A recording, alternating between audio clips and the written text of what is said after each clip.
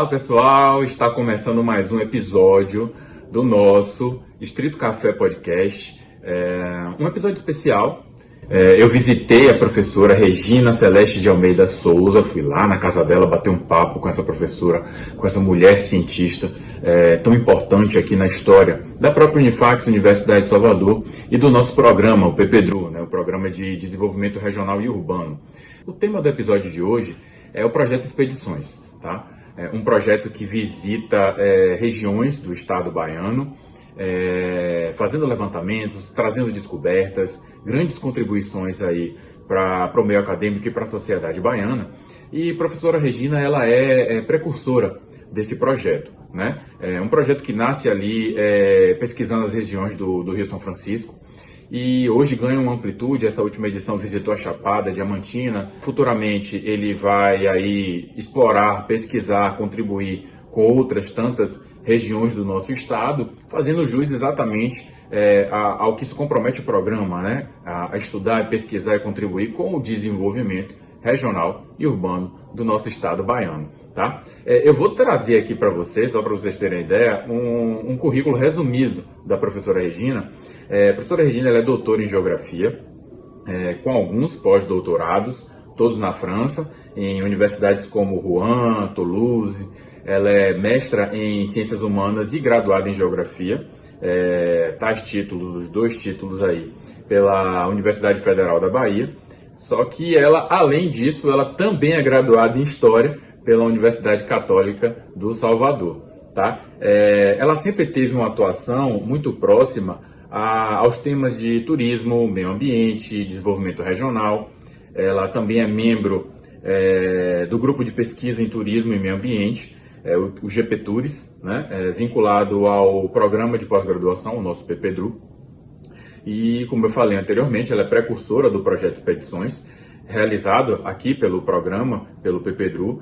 E a pauta desse episódio é exatamente essa: explorar hoje o tema do projeto Expedições. E aí a professora Regina vai trazer para a gente como o programa nasceu e se desenvolveu até chegar ao que é hoje, né? Com a envergadura e com a importância que esse programa carrega, certo? Nas mãos dela o projeto nasce, visitando ali, como eu falei anteriormente, regiões do Rio São Francisco. Nessa última edição a gente viajou e visitou as cidades da Chapada Diamantina, e muitas outras regiões aí do estado serão contempladas nos próximos anos, né? Trazendo aí uma grande contribuição para o meio acadêmico e para a sociedade baiana. Esse primeiro episódio, ele vai trazer, ele é especialmente elaborado com a professora Regina. Tive lá na sala dela, a gente conversou, foi um papo muito longo, muito rico. E eu já adianto para vocês que vai ter um segundo episódio com essa temática do programa Expedições, e aí com a professora Carolina Espínola, professora doutora Carolina Espínola, que hoje está à frente do projeto e vai trazer para a gente no próximo episódio sobre essa temática qual é a envergadura, qual é o tamanho, qual é a amplitude que o projeto Expedições carrega hoje em dia, né? Então fiquem ligados que esse aqui é só um primeiro episódio dessa temática. Na sequência a gente traz um segundo episódio com a professora Carolina, né? Enfim, fiquem agora com a aula, né? Que essa mulher cientista com tamanho e envergadura deixou aqui pra gente, de presente, pra gente e para futuros interessados em entender esse projeto, acessar esse conteúdo verdadeiramente atemporal. A professora Regina deixou pra gente uma aula para ser vista e revista todos os anos, até de maneira prévia à realização do programa Expedições do ano em que se estiver construindo. Ela traz um apanhado geral do que foi, e eu acredito que essa aula fica aqui como um legado para que todo mundo acesse esse conteúdo antes de partir para as próximas edições do programa Expedições, tá? Sem mais delongas, vamos partir aqui para esse bate-papo, para essa aula que a professora Regina deixou para a gente. Fique ligado que agora vai começar um momento mais especial do nosso programa. Pessoas mais envolvidas com os projetos, tanto os professores quanto os alunos que já fizeram e que estão fazendo agora. E aí não tem como fazer um apanhado desse histórico do que foi expedições para cada um sem passar pelo seu depoimento, né? Pelo que a senhora viveu, pelo que a senhora conduziu lá do São Francisco. Eu cheguei agora, participei das minhas primeiras expedições agora, que foi na Chapada. Vocês foram agora, esse ano? Eu fui agora para a minha primeira experiência com expedições, foi maravilhoso, assim, viver aquilo tudo. Conte para nós como foi o início do projeto Guarda-Chuva do GP Tours, o projeto Expedições, como é que foi esse início, essa ideia, como é que ela foi concebida lá atrás, como é que ela se deu início? Era bem, viu, Marcelo? Na verdade, eu fui para a Unifax e foi uma diferença muito grande de dinâmica de trabalho. Eu vim da Federal, onde nós tínhamos uma infraestrutura toda voltada para os trabalhos de campo, para expedições, etc. E lá na Unifax não, mas nós quisemos, porque nós sempre achamos importantíssimo sair da sala de aula, entendeu? Então eu sou muito professora de campo. Eu acho que é importantíssimo o trabalho de campo. Ele complementa muito as informações que nós temos em sala de aula, não é? Então, isso para mim foi uma prática que eu exerci durante todo o meu tempo de profissional, todo o meu trabalho. Então, quando o GP Tours foi criado, o GP Tours foi criado em 2002, grupo de pesquisa junto, não é, foi um dos primeiros grupos de pesquisa de lá da Unifax. É vinculado ao programa, não é? A graduação em desenvolvimento regional e urbano, e ele está inserido na área de concentração em turismo e desenvolvimento. É cadastrado no diretório de grupos de pesquisa da CAPES desde 2002. Inicialmente nós tivemos assim uma gama muito grande de temas para poder a gente sugerir e colocar ali como um trabalho grande mesmo de pesquisa. Mas aí vem o problema da multidisciplinaridade do curso, não é? Então, como é que a gente vai propor? Se a gente vai propor uma coisa mais voltada à geografia puramente ou não? Enfim, como é que a gente vai propor um trabalho que abranja e motive e vai inspirar também a participação de um grupo mais ou menos eclético.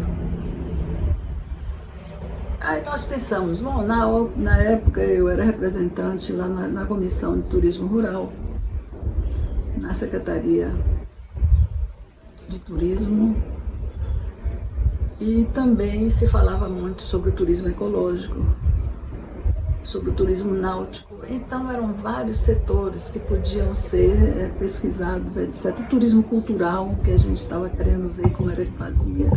Nós fizemos até uma proposta, né, de parceria com a Faculdade Olga Metzger. Fizemos um grande seminário, você entendeu? Disso gerou um estudo, um trabalho. Então nós estávamos na busca da temática, o que fazer como pesquisa. E aí surgiu uma coisa também muito importante, foi o Comitê de Bacias do Recôncavo Norte. Ele ficou sediado na Unifax. E eu fiquei como representante da Unifax para participar das reuniões. O que era que eles discutiam, o que era que eles estavam propondo para ir para o litoral norte, né? Recôncavo Norte. E óbvio que é uma área de turismo muito interessante, muito importante para nós. Nós temos vários trabalhos de pesquisa aí. E aí eu comecei a direcionar, pelo menos eu direcionei 3 alunas minhas para fazerem trabalhos sobre bacias hidrográficas aí no litoral norte. E elas concluíram as suas dissertações de mestrado.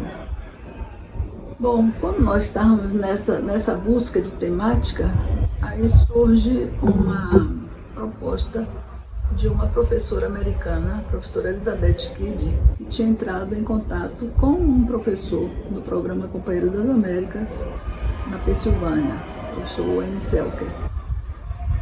Então, ela era historiadora e ela estava procurando uma geógrafa para fazer uma parceria e fazer um trabalho. Ela disse, eu tenho uma amiga, Regina está lá e tudo mais, pode... Então, ela veio me procurar. Depois de várias correspondências que nós tivemos e tudo mais. Então aqui ela veio em 2007, foi lá na Unifax para ver. Para mim era assim um sonho, sabe, fazer uma pesquisa sobre o Rio São Francisco. Mas quando eu pensava naquela imensidão e com a minha visão também voltada para o trabalho de campo, isso aí é inviável. Não tem como a gente fazer, não tem pessoal, não tem recurso financeiro, não tem orçamento para pesquisa, não tem como a gente fazer esse tipo de trabalho.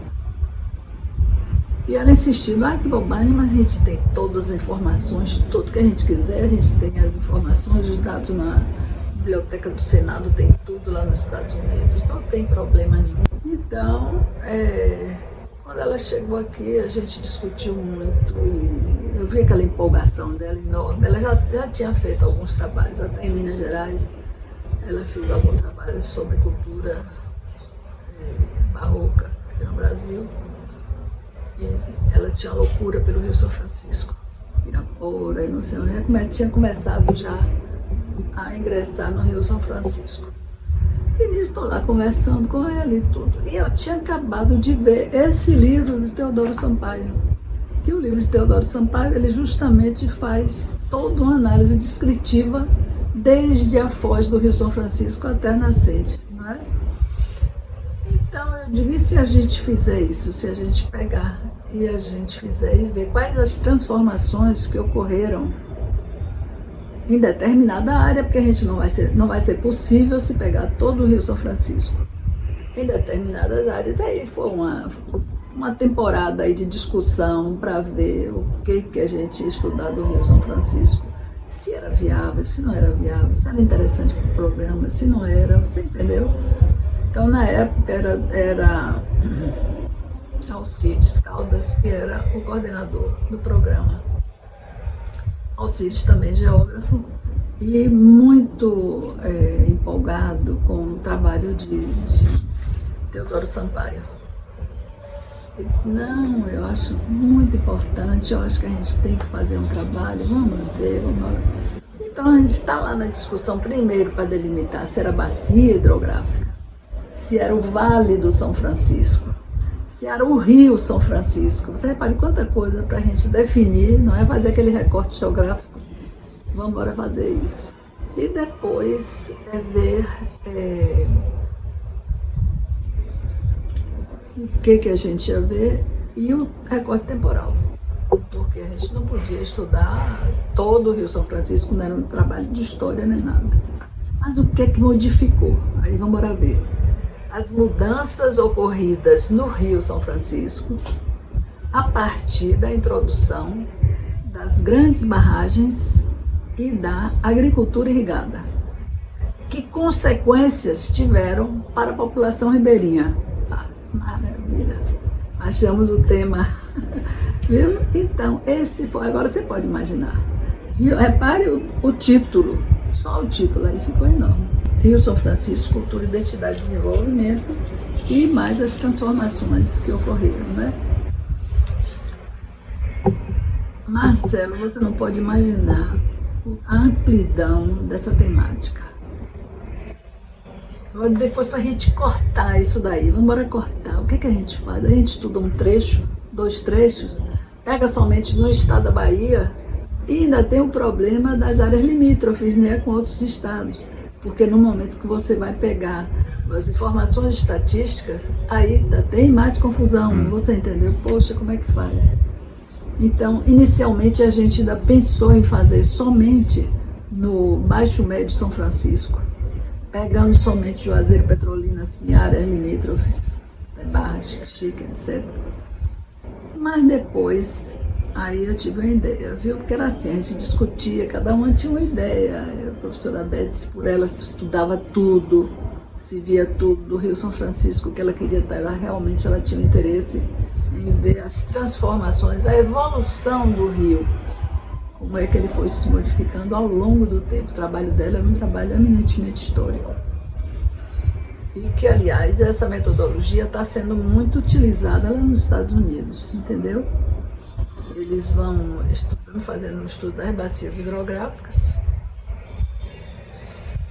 Mas ela pegou, por exemplo, um riozinho que é próximo de lá do college onde ela trabalha. E esse daí, aí foi ver a história, esse riozinho daí, ele tem somente 190 quilômetros. E o São Francisco tem 2.800 por aí. Dá uma diferença grande. A quantidade de municípios, a quantidade de população, essa coisa toda. Ela, Regina, eu sou ribeirinha. Eu digo, pois uma ribeirinha pra gente não é seu tipo, seu nível e tudo mais. Então os professores todos lá no colégio são ribeirinhos. Casas maravilhosas, mansões ao longo do rio. Você entendeu? Então são ribeirinhos, na verdade, né? Bom, mas aí quando eu fui ver, por exemplo, se ainda estou falando sobre os termos, né, os conceitos vários, e para as definições até a gente montar realmente em que área que a gente ia atuar, nós vimos as populações ribeirinhas tem pelo menos umas 10 ou 12 categorias diferentes, de pescadores, de artesão, de moradores de fundo de pasto, de comunidades indígenas, mas são tantas, são umas 10 ou 12 categorias diferentes. O que a gente vai estudar nisso daí? Quais são as categorias que a gente... Você entendeu? Então foi uma série de discussões feitas para poder a gente definir. Bom, e aí montamos esse grande projeto. Foi um projeto realmente guarda-chuva. E era um projetão, e cada pessoa que lia, que via, né, instâncias superiores, o diretor do presidente dos Companheiros das Américas, não, a estimativa de custo de vocês está muito baixa, tem que aumentar mais, porque não é possível que vocês vão fazer toda essa coisa com esse custo, com isso. Enfim, mas começamos a ver captação de recursos. Conseguimos nada. E aí, foi um vexame. A gente já tinha discutido, já tinha visto, quer dizer, já tinha se empolgado totalmente, né? Eu e a professora Elizabeth. Então, o que fazer? Só que as nossas instituições, desde o início, dinheiro não tem. Então, não contem com recurso financeiro. Aí vamos fazer, então, um convênio de cooperação técnica. E aí se pensou em fazer um convênio de cooperação técnica entre 3 instituições. Seriam os Companheiros das Américas, o Comitê Bahia-Pensilvânia, né? A Unifax e o Albright College, que era onde ela trabalhava. Por quê? Então, cooperação técnica aí envolvia professores, alunos, e toda a produção que a gente fizesse estava ali em cima. Então, as facilidades que a gente tivesse, você entendeu? Mas eram mais assim, nesse sentido, de troca de profissionais e tudo mais. Aí, depois de tudo isso, com o projeto na mão, depois dessa captação de recursos, também me surgiu a ideia. E aí eu peguei uma ideia antiga, mas que é sempre providencial, mas de um professor que deu consultoria na Seplantec, onde eu trabalhei durante algum tempo. E ele me disse assim, olha, quando a gente tem um convênio, a gente tem que dar resposta de curto prazo para as instituições conveniadas, porque senão a gente perde a credibilidade, perde totalmente. E de como fazer isso daí. Aí me lembrei das expedições. Ele não chegou a fazer expedições, mas ele fez lá uma proposta de fazer alguns estudos temáticos, mas que davam resultados preliminares e que iam, você entendeu, alimentando e mostrando aos conveniados, às instituições que a gente estava trabalhando e estava produzindo. Eu digo, sabe o que a gente vai fazer? A gente vai escolher, eu e a professora Beth, né, que a gente chamava ela de Beth, vamos escolher 5 áreas representativas do Rio São Francisco para a gente visitar e fazer estudos de curtíssimo prazo sobre o terreno e depois nós vamos fazer relatórios parciais, a gente vai discutir com a população, a gente vai entrevistar, a gente vai ver, visitar e tudo mais. E depois disso a gente vai apresentando essas expedições. Por que eu chamei de expedições? Também tem um termo, porque são viagens longas. Daqui para o São Francisco, qualquer saída são 500 quilômetros, entendeu?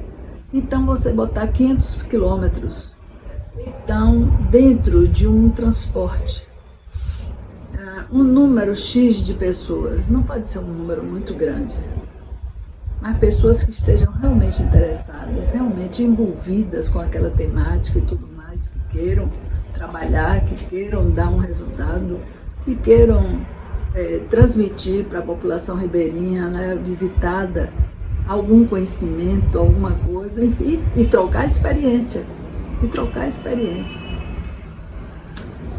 Aí nós chamamos expedições, porque eu também já tinha essa bagagem da UFBA. Né? Então, as expedições são essas viagens longas, são essas viagens complexas, você entendeu? Que pegam pessoas de diversas formações, justamente porque o nosso curso é um curso multidisciplinar, não é? Então, essas expedições que nós estabelecemos em número de 5, então elas tinham todo não só um referencial, mas de qualquer forma uma certa rigidez, tinha uma dinâmica própria, você entendeu? Então, era aquele chamado trabalho de campo que a gente faz na UFBA. Então, a gente vai para campo, a gente precisa direcionar, ele tem um caráter pedagógico muito grande. Não é justamente de mostrar ao aluno a problemática, a realidade, uma aproximação da realidade, vamos dizer assim. É você procurar também uma interação maior com as comunidades que a gente vai visitar, procurar ao máximo aprender e transmitir também alguma coisa para eles, não é? Enfim, mas tem essa coisa. Então, esse caráter pedagógico é muito importante, você entendeu? Raíssa foi uma das pessoas, uma das colegas, né? Raíssa era de uma timidez. Ela até se pronunciou a respeito disso, se lembra? No último dia que eu falei. Então, Raíssa era de uma timidez, basta dizer que até o cabelo dela ela botava todo de um lado. Menino era toda sem jeito, assim, de timidez. E Raíssa passou a entrevistar pessoas e pessoa começou a desenvolver e tudo mais, né? Então, Raíssa hoje ela fala naturalmente, você entendeu? E outra coisa, quando voltava, tem que apresentar o trabalho. Você trabalhou durante aqueles dias todos, você fez um levantamento de informações, você agora vai expor aqui. Então, quando tinha um workshop, todo mundo era obrigado a apresentar o trabalho. Quando tinha as nossas reuniões anteriores e quinzenais, todo mundo apresentava o andamento do trabalho. Então, era uma forma de você ir desenvolvendo, não é, o próprio estudante. E aí nós tínhamos também, para essas viagens de campo, nós tínhamos 4 fases fundamentais. É um trabalho de pré-campo, todo o levantamento bibliográfico da área que a gente vai estudar. Eu já tinha definido as 5 áreas, então como é que a gente vai fazer? Selecionar quais são as cidades que a gente vai visitar, todo o levantamento cartográfico, informações bibliográficas, dados estatísticos, já começar a ter uma ideia da área que vai ser visitada. E outras informações do que a gente vai ver, o que são as coisas mais importantes de lá, qual é a atividade básica econômica, entendeu? E aí a gente definiu também nesse universo tão grande de ver as populações ribeirinhas e o que elas tinham, nós definimos algumas temáticas dentro dessa coisa, que era que a gente ia ver. Problema de religiosidade, o artesanato, a identidade, como era que eles se sentiam realmente, entendeu? Então, a gente fazia essa busca toda na fase de pré-campo. Depois tinha o campo propriamente dito, que a pessoa ia, participava e levantava informações, aplicava questionários, se fosse oportuno ou se tivesse tido já uma maior experiência, a gente aplicava, mas era sobretudo entrevistas que a gente fazia. Então, para isso, a gente também elaborava alguns esquemas de entrevistas antes de viajar. E quase todas as nossas expedições sempre tinham assim uma pequena coletânea justamente de informações bibliográficas, entendeu? O percurso todo que ia ser visitado, então a gente fazia aquela coisinha antes. Quando chegava no campo, a gente ia conferir uma série de coisas, não é, que já tinha sido levantado, aprofundar o conhecimento, visitar e ter uma participação maior. Depois, quando voltava, terceira fase, preparação de relatórios parciais. Então, cada um tinha que fazer o seu relatório. Como é que você está vendo? Então, é interessante que todo mundo vai para o mesmo local, mas as visões são um pouco diferenciadas, não é? Até mesmo pela formação de cada um e tudo mais. Então, isso é uma contribuição muito grande. Isso é uma contribuição, uma riqueza muito grande para o trabalho científico. Então, relatórios parciais, é a terceira etapa. Então, quando chegava na quarta etapa, era a elaboração de livro. Então, você veja bem, quer dizer, durante 10 anos que decorreu o projeto Rio São Francisco, até mais que isso. Então, nós apresentamos 5 livros, pelo menos, ligados às expedições. Cada expedição teve o seu próprio livro. Entendeu? E como era que eram feitos esses livros? Em cima do relatório, podia ser 2 ou 3 pessoas participavam da compatibilização desses relatórios parciais e nós íamos dar uma nova redação. Podiam ser 2 ou 3 pessoas, só uma que parece que foram 4 pessoas, entendeu? Coautores. Então fizemos aos 5. Eles estão aqui disponíveis, depois você vai ter oportunidade de ver, que já deve ter visto todos, não é? Mas eles 5 estão aqui.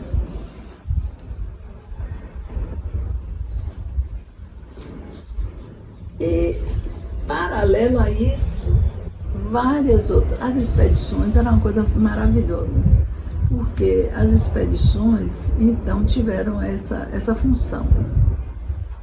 Em paralelo às expedições, nós fizemos também grandes workshops em vários lugares que foram visitados. Em Juazeiro, em Petrolina, em Barra, em Bom Jesus da Lapa, em Paulo Afonso, em Penedo, entendeu? Então, em todas essas cidades nós fizemos workshop. E com isso nós congregávamos muitos conhecimentos, não só de universidades, onde tinha universidade, né? Em Juazeiro e Petrolina tinha a Univasf, em Bom Jesus da Lapa nós vimos a UNEB, em Barra tinha a UNEB também, em Penedo tinha o FAO, Paulo Afonso tinha um NEB e tinha, o que mais? Tinha uma universidade particular. Eu sei que tinha até universidade para comunidades indígenas.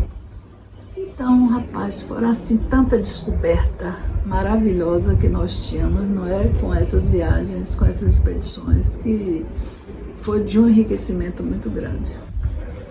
Imaginando que hoje o projeto tem essa característica de seguir essa diretriz, mas explorar outras zonas do estado. Qual a importância que a senhora vê para um projeto como esse? Para a pesquisa regional, para a produção científica do próprio PPDRU, a importância desse projeto que nasceu dessa maneira e hoje continua com essa diretriz, mas está ganhando outros horizontes. Veja bem, o que a gente pode ver é o seguinte, mesmo ele tendo essas 4 fases, você vê que a fase de pré-campo é uma fase importantíssima, Porque você já vai para o campo com uma ideia muito grande daquela região a ser estudada. Você já tem informações. Claro que quando você chega, você pode ter até muita surpresa. E pode, ao longo da viagem, também ter muito imprevisto, tem muita coisa que ocorre, né, que a gente tem que mudar, tem uma série de descaminhos que a gente não é.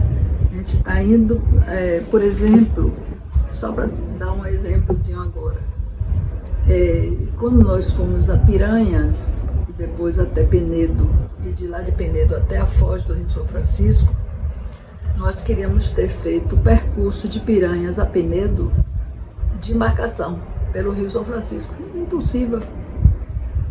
A vazão estava muito baixa, eu acho que era 600 metros, baixíssima.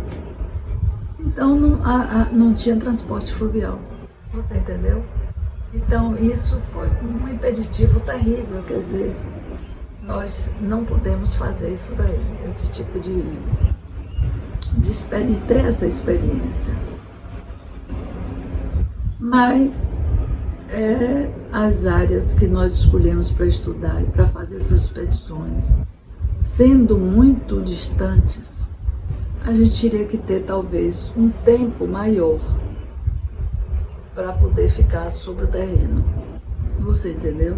Porque mesmo tendo já levantado informações anteriormente, a gente precisa de mais tempo para poder ir, para poder pesquisar, para ver de perto, para experienciar uma opção de coisas. Porque nós geralmente tínhamos 5 dias, 7 dias.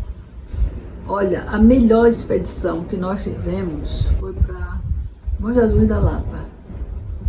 Por quê? Em primeiro lugar, ela foi muitíssimo bem preparada. Ela foi muito bem preparada. E nós tivemos uma participação enorme da comunidade local. Você entendeu? Participação muito grande.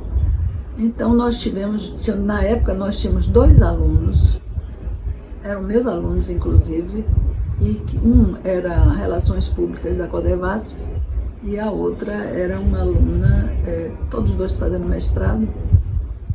Ela era professora, estava no ensino do 1º grau, eu acho. 1º grau ou 2º grau, eu não me lembro agora. E a mãe dela tinha uma penetração enorme, porque trabalhava no judiciário junto com essa questão de menor, você entendeu? E ela tinha também um conhecimento da cidade toda, de tudo, né? Então eles conheciam todo mundo e falavam com todo mundo. E as principais lideranças, elas também se davam muito, articulavam muito. O Padre Roque, que era de lá do santuário, do Jesus da Lapa. E o retorno científico disso, tanto para a comunidade quanto para o PPDRU, como para a ciência, do projeto Expedições? O retorno, a contribuição. Pois é, a contribuição, você veja bem, as pessoas que participavam desse trabalho de campo, dessas expedições, tinham pouca experiência de campo. Então isso eu acho que já é uma coisa fundamental. Você ir para campo, você tem um aprofundamento e uma mudança até talvez no seu pressuposto daquela realidade que você vai pesquisar, não é verdade?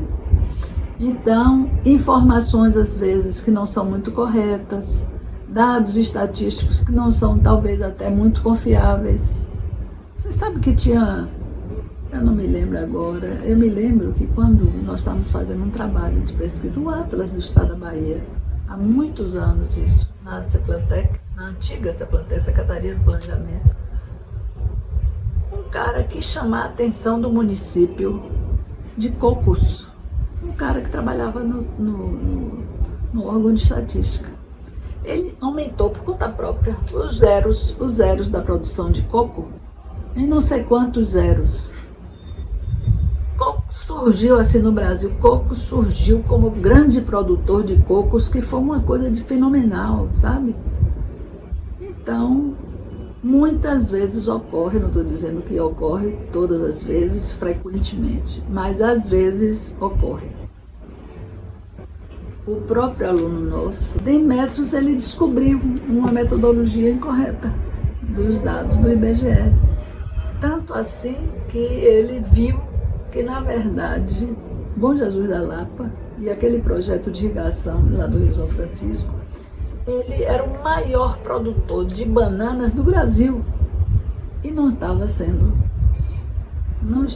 divulgado, você entendeu? Ele foi lá, quando ele estava fazendo a dissertação dele, ele foi lá e viu.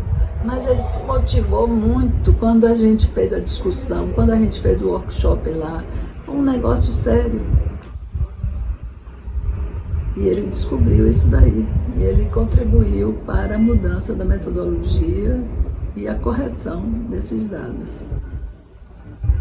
Então, eu acho que esse projeto, ele desperta essa percepção muito grande da realidade junto ao aluno, né, das diversas instâncias, seja do graduação, iniciação científica, mestrado, doutorado. E mesmo em nível exploratório, porque as nossas atividades, a nossa pesquisa é uma pesquisa exploratória. Não posso dizer a você que é uma pesquisa de 5 dias, não é? Ela tem um grande aprofundamento. Não tem, ela tem uma visão, uma percepção panorâmica daquela área que foi visitada, que foi vista. Agora, o que é que pode complementar? O que complementa são as informações que a gente vai buscando, a gente pode ver dados estatísticos, a gente pode procurar em diversas instituições e com diversos grupos, a gente procura ver dados mais formais, entendeu? Então, você pode criticar, bom, as expedições eram descritivas. Os dados, os livros que estão aqui, eles contribuíram em quê? Contribuíram em muita coisa. Eles têm um valor enorme, você entendeu? Então, todas essas áreas que nós visitamos.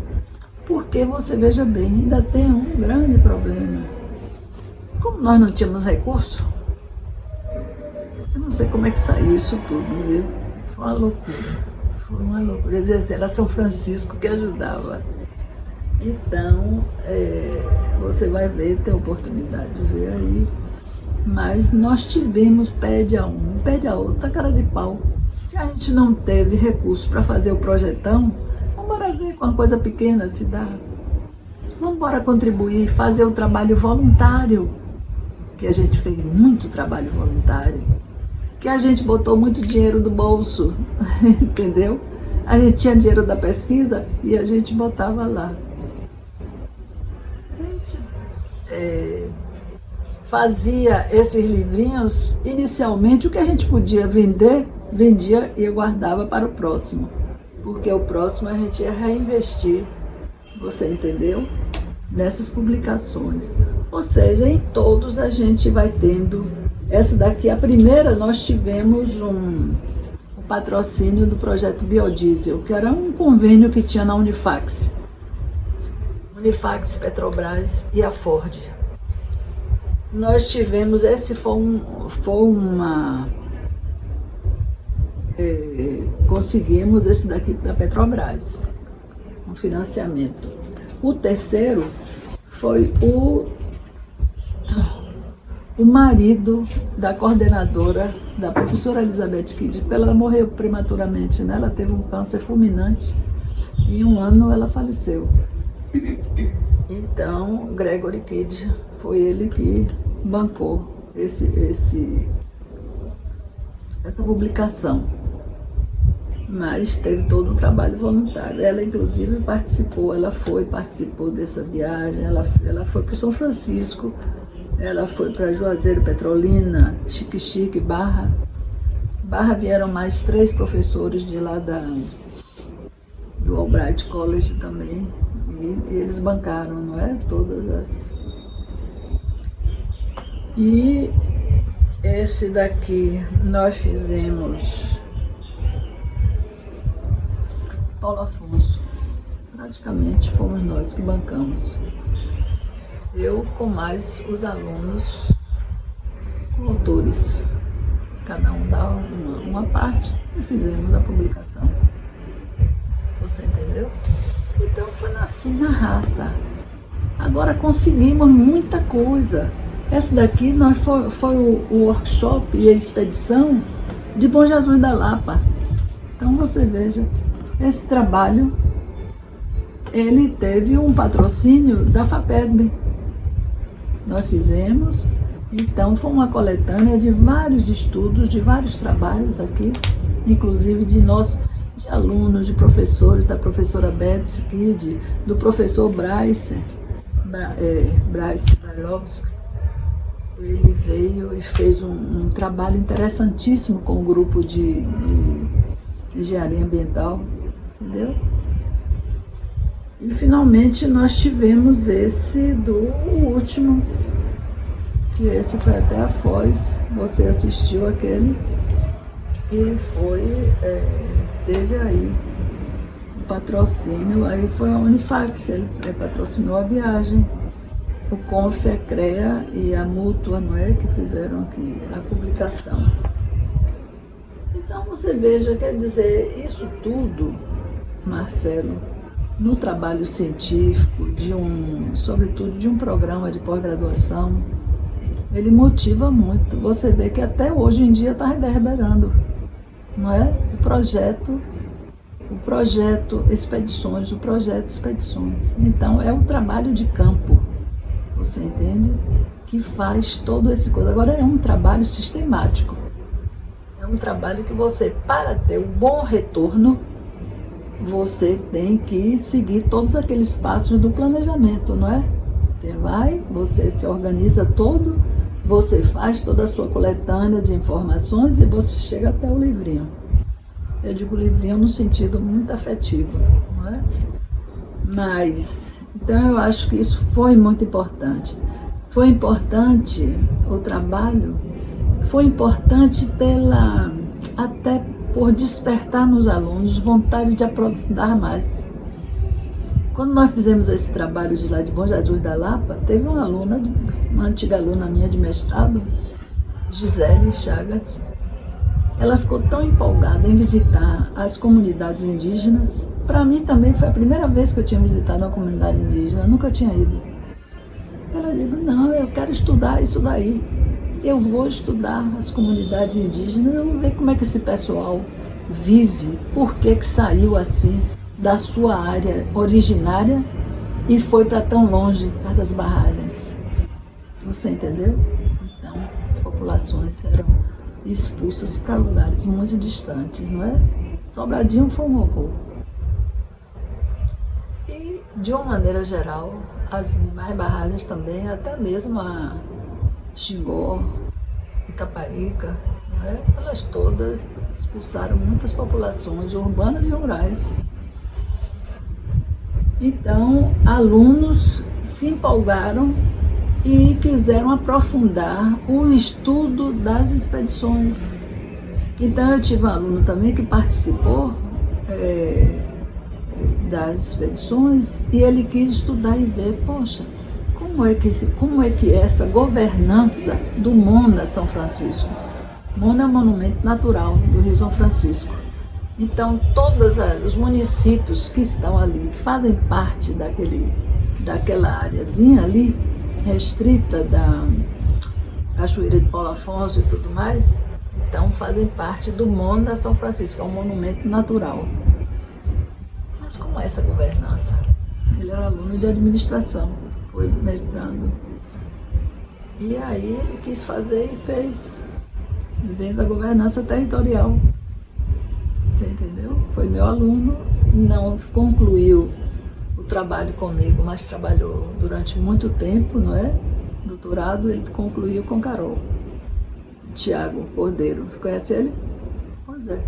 Então foi inspirado E por aí vai, a própria Analice também, ela se empolgou muito com as expedições, fez um trabalho, você entendeu? Escolheu na área lá de mestrado, uma área do São Francisco, mais ligado a um município próximo, de onde a família dela mora e tudo mais, dos parentes dela. Então foi bem interessante, a gente vê o aprofundamento. Então essa motivação o despertar de um trabalho voluntário, porque às vezes não é só o que você recebe. Você recebe uma diária para você viajar, você recebe um pagamento de um hotel, do que for lá, você entendeu? Mas aí, além disso, o que é que você ainda pode fazer mais? Você pode entrevistar outras pessoas, outros grupos, descobrir. Você vai, durante aquele período que você está lá na área, você vai e busca mais e você se aprofunda mais. Então, eu acho que essa motivação é muito importante. Nós tivemos isso, nós tivemos essa coisa do trabalho voluntário, que foi essa participação nossa, e que já vem vindo desde os Companheiros das Américas, entendeu? Da professora Betsy também, não é? E a gente sempre acha, quer dizer, até otimismo, até um pouco também de como dizia o professor Barros, ele dizia assim, isso aí é próprio daqueles espíritos um pouco, como era que ele dizia, aventureiros, jovens de espírito, aqueles pesquisadores jovens de espírito, o professor Barros dizia assim. Então, eu acho que é muito importante, eu acho que valeu muito por esse ponto de vista. Olha, você veja, a própria Raíssa, Patrick, nós tivemos também essa preocupação no trabalho de campo, descobrir novos talentos. Além do trabalho que você está desenvolvendo ali, você pode fazer outras coisas que você tem afinidade e você não fala naturalmente. Tinha alguns alunos, a Raíssa e o próprio Patrick, não sei se você conhece ele, excelentes fotógrafos, entendeu? Excelentes fotógrafos. Fizemos grandes mostras fotográficas, fizemos em Juazeiro, fizemos em Petrolina, fizemos em Paulo Afonso, eu acho que foi Paulo Afonso também, entendeu? Então tem uma série de coisas que o trabalho despertou. Então, se você é um crítico muito purista e que você vai querer um aprofundamento muito grande da expedição, isso ela não deu, mas ela deu um trabalho descritivo de uma determinada área, investigativo, e que procurou, dentro do possível, mostrar uma realidade, interagir com uma comunidade local, você entendeu? E que, para o grupo, eu acho que amadureceu muito, porque cada vez que nós íamos para campo, eu acho que amadurecia muito. Você volta com a outra realidade. Você veja só, uma vez eu propus a gente fazer esse trabalho lá em Paulo Afonso, na expedição, e muitos alunos do doutorado quiseram participar, eles não estavam vinculados ao projeto. E às vezes a gente abria um pouco porque tinha que abrir mesmo para outras pessoas que estavam interessadas, estavam querendo participar daquele coisa. Então, as propostas eram as mais interessantes possíveis. Mas assim, professora, por que a gente não pega um avião e não vai? Eu digo, você está por fora. Você está totalmente por fora do espírito expedição. A paz do espírito expedição, você tem que ser aventureiro. Você tem que ir pesquisar, trilheiro, mochileiro. Você entendeu? Então a gente tem que ir lá, a gente tem que enfrentar uma série de dificuldades. Porque tem muita coisa, como é que diz, imprevista, né, que ocorre e que a gente tem que se virar. Olha, mais uma vez, vem Bom Jesus da Lapa. Bom Jesus da Lapa, eu disse, não, temos que fazer um percurso de rio. Aí fomos pedir na Marinha. A Marinha tem lá uma agência, né? Vamos pedir para fazer um percurso de rio, de Bom Jesus da Lapa até uma outra área ali próxima. E aí, próximo de Botirama. Então, o comandante lá do posto da agência náutica, ele virou e disse que não, depois ele me daria uma resposta. Ele não podia dar uma confirmação imediata, porque o rio estava muito baixo. talvez não tivesse condições, não deu outra. Quando nós, aí sim, aí a menina, eu fiquei o tempo todo, olha mesmo, quer dizer, o comandante na última hora mandou dizer que a gente não podia fazer essa viagem, mas eu fiquei louca, revoltada. Não é possível, a gente tem que ir. Se vire nos 30 para poder você arranjar uma pessoa aí que patrocine esse barco e vamos embora. Pois não é que ela arrumou um barco com o prefeito lá de um local. E arrumou um barco velho caindo nos pedaços. E nós fomos nesse barco. Nós fomos no barco. Olha, menina, mas quando chegou, aqui, olha o deserto, margem do Rio São Francisco. Tá vendo? Todo mundo andando aqui a pé? Pois é. Aí. Tivemos que baixar a coisa, você entendeu? Aí todo mundo aqui, a professora Beth, eu tô aqui atrás, andando devagarzinho, todo mundo andando. Andamos alguns quilômetros. Em cima de uma duna, uma área de duna muito grande, entendeu? Que foram esses assim imprevistos que a gente ouvia falar, mas não conhecia, não via de perto. Na última expedição que nós fomos, que foi à foz do Rio São Francisco, aí também foi muito interessante. A gente viu, por exemplo, essa vazão e como a área toda vive em função das vazões, da oscilação de vazões do Rio São Francisco. Então, você entendeu? Nós passamos lá, estava a 600 metros. Pouco tempo depois eu vejo acompanhando 800 metros. Daqui a pouco já estava em 1.800 metros. Mas que loucura é essa? 1.800 metros por segundo? 2.000 metros por segundo? Então você já pensou o que é isso? A quantidade de água que vem e que invade e que inunda tudo aquilo ali. Você entendeu? Quer dizer, as populações vivem em função desta oscilação. Na foz, propriamente dito, aí já é uma invasão muito grande das águas marinhas, né? É porque vai contar com a enchente da própria maré, Na maré. E aí empurrando o rio até certo ponto. Fica aí uma água salobra. O Marcelo, o que eu acho é o seguinte, eu procurei muito me inspirar em grandes professores que eu tive. Então, teve esse professor que foi consultor nosso, que ele foi... Você é de que área? Eu sou mestre em administração e veio para o Pedro. Né? Mas ele é da área de climatologia. É um professor da USP, professor Carlos Augusto Figueiredo Monteiro. Então, ele veio dar consultoria para a gente lá na SEI, atual SEI, né? Eu, inclusive, fui diretora da SEI durante algum tempo. Mas ele veio e teve um projeto nosso, que foi o Atlas Climatológico do Estado da Bahia. E que ele aí fez estas incursões. Ele disse, eu tenho que conhecer toda essa área aqui do Recôncavo, por terra, por mar, por ar. Então fez todas as incursões. Mas, quer dizer, essa ideia de dar uma informação a curto prazo, eu acho importantíssimo. Entendeu? A gente teve o projetão. E aí, na verdade, o projeto Rio São Francisco, me pergunte, o Rio São Francisco não saiu como nós previmos. Aquele projetão nunca teve recursos. E se a gente não tivesse feito as expedições? Não é verdade?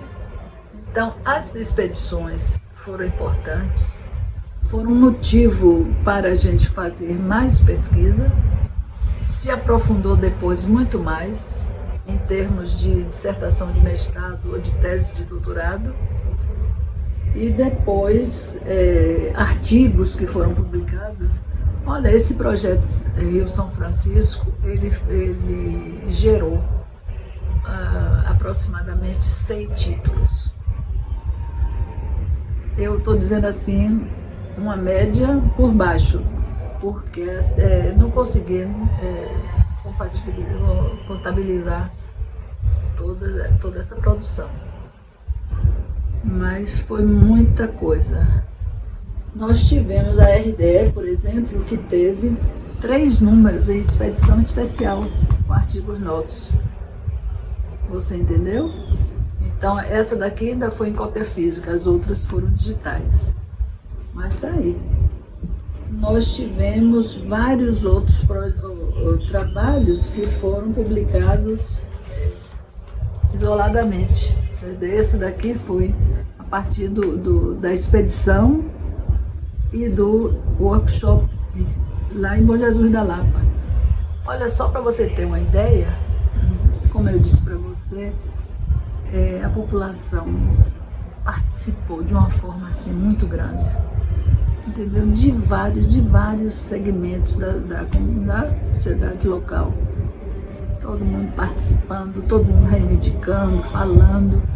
Então, você veja bem, nós tínhamos 4 alunos de graduação, na época eu acho que era de graduação, de engenharia ambiental. Raíssa, Patrick, tinha Maíra e tinha uma outra menina, a Daniela. Então, esses 4. E tinha o professor Bryce, que veio dar uma aula prática para eles, como coletar a água lá no Rio São Francisco, como fazer algumas análises, entendeu? Da água. Ele trouxe aparelhos, trouxe diversas coisas para poder os alunos aprenderem. Isso tudo foi importantíssimo. Isso foi importantíssimo. Depois ele teve trabalho dele aqui.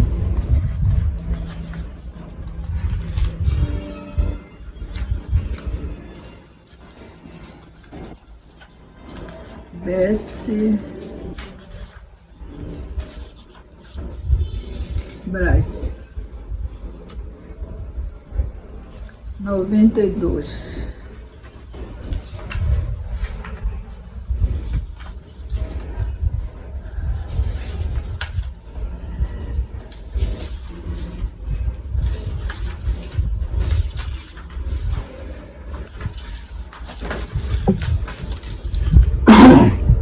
Pronto, acho que aqui... Olha.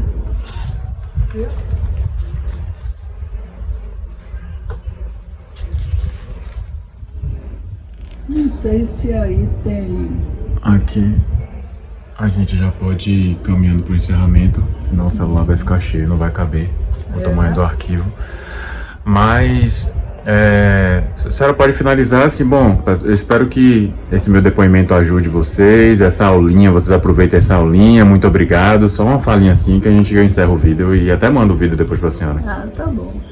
Mas, viu, Marcelo, eu fiquei muito contente de estar participando desse trabalho, de continuar dando alguma contribuição para a Unifax, não é? Para o PPDU, e falar sobre esse subprojeto do Rio São Francisco, que foram as expedições. Para mim tem um orgulho enorme, porque, como eu disse para você, eu me baseei assim, em professores de alto gabarito para poder montar e fazer essa proposta, que foi justamente o professor Carlos Augusto Figueiredo Monteiro e professora Tereza Cardoso, que era da UFBA também, professora de geomorfologia, grande especialista lá na Chapada Diamantina, em geomorfologia da Chapada. E eu trabalhei com ela, fui orientanda, trabalhei com ela durante meu período lá na UFBA. Eu via o cuidado que ela tinha com a preparação de uma expedição. Então, a preparação é tudo. É grande parte, eu não vou dizer que é tudo, mas é um percentual bastante elevado. Então, porque a fase pré-campo, tem a campo propriamente dito e depois tem os resultados, não é? Então, que você vai... eu acho que esse projeto, ele fez com que a pessoa perdesse a timidez, interagisse muito com as populações que foram visitadas e pesquisadas, e ela despertou vários alunos para o aprofundamento, né, já em nível de mestrado ou em nível de doutorado, de vários temas. Sim, um detalhe que eu esqueci de falar. A partir desses trabalhos que nós fazíamos nas expedições, nós fazíamos um hall de temas que poderiam ser aprofundados, e sempre nós colocamos, no final dos livros, nós colocávamos, você entendeu? Então nós víamos uma série de coisas que iriam ser aprofundadas. Aí nós mostramos para ver. E muitas vezes esses assuntos foram retomados e foram pesquisados. Então é isso que eu digo, você entendeu? A gente pesquisou isso, essa questão de alguns aspectos, não é? Cada área que foi visitada. Vimos muita questão do artesanato, vimos muita questão da religiosidade, a mudança de religião, né? Agora tem muitas novas religiões que estão aparecendo por lá, novos hábitos, inclusive hábitos alimentares, mudanças muito grandes de hábitos, mudança, introdução do celular, que é um negócio sério. Então nós víamos que os jovens não tinham mais grande interesse em seguir os ofícios dos pais, sobretudo nas áreas de artesanato. Então tem muito dos aspectos que nós abordamos que não foram aprofundados, mas que foram direcionados ou para o PPDRU, o próprio programa de pós-graduação, ou para outras instituições conveniadas e que quisessem ou se interessassem, você entendeu, a aprofundar. Então foi um prazer muito grande estar aqui com você, conversando, falando um pouco, talvez tenha falado muito, faz parte do professor. Bom, pessoal, é isso. Muito legal, né? Muito legal mesmo. Eu adorei estar lá, tomar um cafezinho, conhecer a casa dela tão simpática, cheia de nuancezinhas das experiências que ela teve no interior do estado. Uma mulher gigante, agradável, que trouxe pra gente, deixou esse histórico aqui pra gente deixar guardadinho e tá sempre revisitando. Então eu espero que vocês tenham aproveitado bastante, tá aqui, tá entregue, assistam mais vezes, busquem mais referências em cima do que ela trouxe pra gente. E, como eu falei no início, aguardem que a gente vai trazer aí uma segunda edição sobre o programa Expedições. Eu já deixo aqui convidado no ar, antes mesmo de falar com ela, a professora doutora Carolina Espínola, para trazer mais uma vez aqui uma segunda etapa do programa Expedições. E assim a gente vai ter assim um apanhado geral do que o programa entrega para a vida acadêmica e para a vida em sociedade, como ele contribui com o debate para o desenvolvimento regional do nosso estado como um todo. Espero que vocês tenham gostado. Muito obrigado pela companhia e a gente se vê nas próximas edições do Distrito Café Podcast. Até mais!